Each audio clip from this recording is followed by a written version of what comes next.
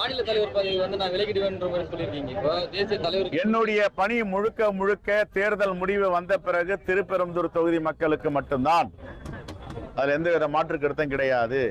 தேர்தல் முடிவுகள் வந்த பிறகு எங்களுடைய அகில இந்திய தலைமையிடம் பேசி நான் தொகுதி வேலையும் தமிழ்நாட்டு வேலையும் மட்டும்தான் பார்க்க போகிறேன்.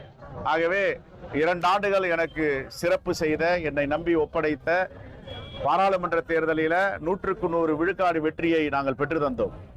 இங்கே 9 தொகுதி, பாண்டிச்சேரியில் 10, 100க்கு 100 தொகுதி வெற்றி வாய்ப்பை தந்தோம். இப்பொழுதும் இந்த தேர்தலில் 100க்கு 100 வெற்றியை தரப்போகிறோம். மனநிறைவோடு ஒரு மனிதனும் ஒரு பதவியிலிருந்து விலகும் போது மனநிறைவோடு விலக வேண்டும்.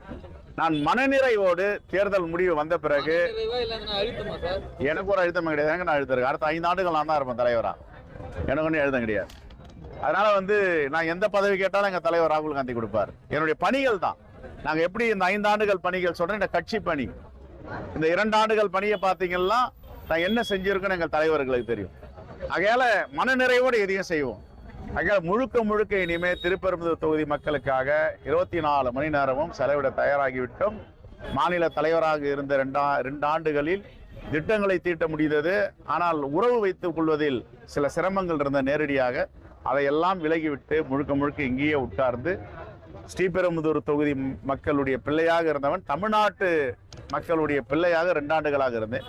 இப்பொழுது தேர்தலுக்கு பிறகு மீண்டும் தமிழ்நாட்டு பிள்ளையாக வேறு யாராவது வேலை செய்வார். நான் திருப்பெரும்புதூர் குடும்பத்துடைய பிள்ளையாக மாறுவேன்.